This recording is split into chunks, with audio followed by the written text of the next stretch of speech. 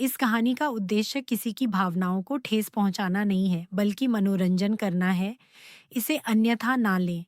मैं धीरे धीरे अपना हाथ नीचे ले गई। मुझे जोरदार करंट लगा।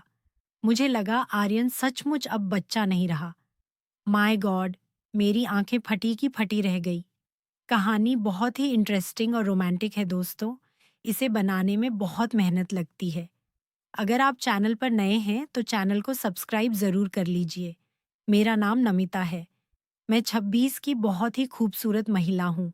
मैं एक हाउसवाइफ हूँ और ग्रेटर नोएडा में 2 बीएचके के फ्लैट में रहती हूँ। मेरे पति एक एमएनसी में जॉब करते हैं और कंपनी की तरफ से ऑडिटिंग करने के लिए अलग-अलग शहरों में जाते रहते हैं।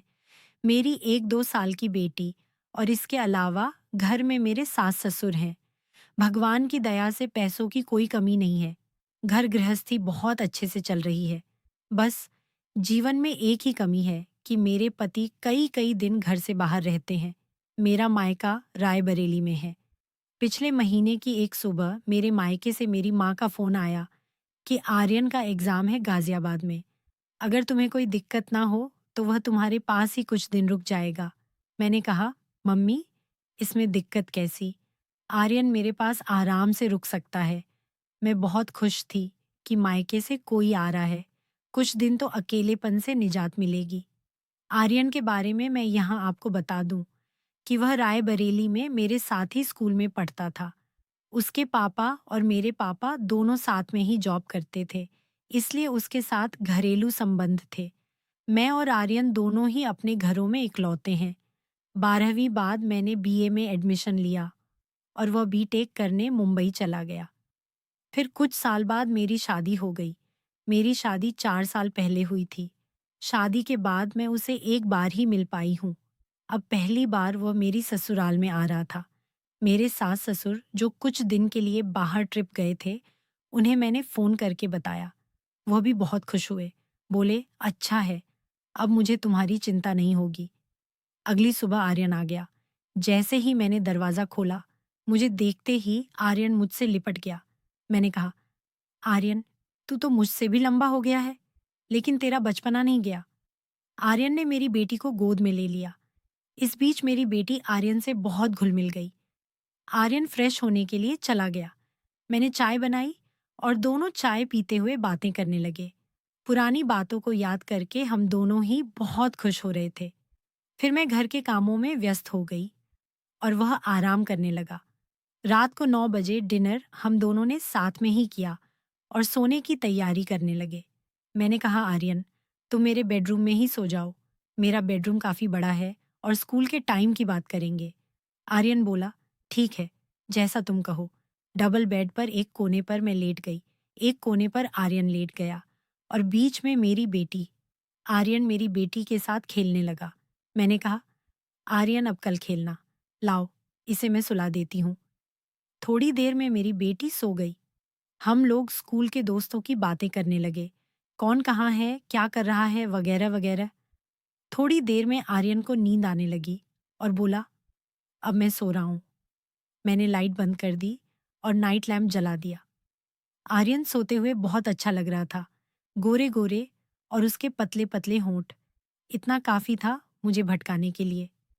मैंने अपनी बेटी को किनारे किया और आर्यन की बगल में लेटकर उंगलियां बालों में फिराने लगी। शायद वह गहरी नींद में था, इसलिए हिला भी नहीं। मुझे उस पर बहुत प्यार आ रहा था। मेरे हाथ उसके गालों से होते हुए सीने तक पहुंच गए। मैं अपनी उंगलियां छाती पर फिराने लगी। थोड़ी देर बाद मैंने हाथ हटा लिया। आर्यन बोल पड़ा, प्लीज ऐसे ही करती रहो, अच्छा लग रहा है। मैंने हंसते हुए कहा, बदमाश, मैं तो समझी कि तुम सो रहे हो। आर्यन बोला, सो ही रहा था, पर तुमने जगा दिया। मैं फिर उसकी छाती पर उंगलियां फिराने लगी। मेरे हाथ नीचे बढ़ रहे थे और आर्यन का चेहरा शर्म से लाल हो गया। मैंने बोला, तुम इतना शर्मा क्यों रहे हो? बचपन में हम ऐसे ही तो खेलते थे, डॉक्टर डॉक्टर। तब तो हम ऐसे पूरे शरीर की जांच करते थे। आर्यन बोला, हाँ, पर तब मैं बच्चा था। मैंने कहा, तो अब क्या बदल गया है? दोस्त तो अब भी हम हैं। अच्छा, अब मेरा हाथ छोड़ो, मुझे देखने दो। आर्यन ने मेरा हाथ छोड़ दिया। मैं धीरे धीरे अपना हाथ नीचे ले गई। मुझे जोरदार करंट लगा। मुझे लगा आर्यन सचमुच अब बच्चा नहीं रहा। Oh my God! मेरी आंखें फटी की फटी रह गई। आर्यन बोला, क्या हुआ? मैंने कहा, तुम तो सचमुच अब बच्चे नहीं रहे, तुम तो बहुत बड़े हो गए हो। मैं अंदर तक सिहर उठी। मैं तो सपने में भी नहीं सोच सकती थी कि तुम इतने बड़े हो जाओगे। आर्यन बोला, तुम भी तो पहले से बहुत बदल गई हो। मैंने कहा, कैसे? तो बोला, तुम भी पहले से डबल हो गई हो। उसकी बातों से मुझे कुछ होने लगा। मैं अपना मुंह उसके कान के पास ले गई और बोली, तुम्हारी कोई गर्लफ्रेंड है? तो वह बोला, नहीं। फिर तो मुझे ही सब सिखाना पड़ेगा।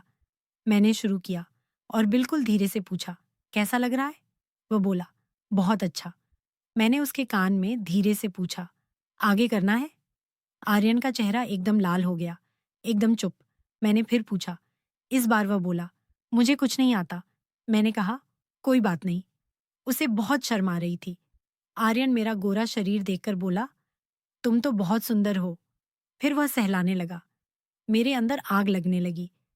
कई दिनों से मैंने आनंद नहीं लिया था। आर्यन की शर्म अब कम हो गई थी। सहलाते हुए बोला, ये तो कमाल के हैं। तुम्हारी तो बिल्कुल हीरोइनों के जैसे हैं। अब खेल शुरू हो चुका था। मुझे बड़ा मजा आने लगा। मेरा मन आतुर हो उठा। मैंने बोला, देखो आर्यन, अब यह शर्म वर्म छोड़ दो। जो करना है जल्दी से करो। मैंने आर्यन को सीधे लिटा दिया और कहा, अब मैं तुम्हें मजा देती हूँ। आर्यन के बदन में झुरझुरी सी दौड़ गई। मैंने कहा, परेशान मत हो, थोड़ी देर में बड़ा मजा आएगा। दोनों पसीने से तरबतर हो गए। मेरा शरीर कांपने लगा। थोड़ी देर बाद हम दोनों ही निडाल हो गए। आर्यन, इतना मजा तो आज तक कभी नहीं आया। तुम बहुत अच्छे हो। आर्यन बोला, मैं भी आज बहुत खुश हूं। मैं तो कभी सपने में भी नहीं सोच सकता था कि ऐसा कभी होगा। मैंने हंसते हुए कहा, आर्यन, सच में आज तूने वह मजा दिया है जिसे मैं कभी नहीं भूल पाऊंगी। फिर हम दोनों फ्रेश होकर सो गए। 4 दिन आर्यन मेरे घर पर रुका। चारों दिन हम दोनों ने खूब एंजॉय किया। तो दोस्तों, कैसी लगी आपको ये कहानी कमेंट करके ज़रूर बताइएगा। मिलते हैं अगली ऐसी ही रोमांचक कहानी के साथ। धन्यवाद।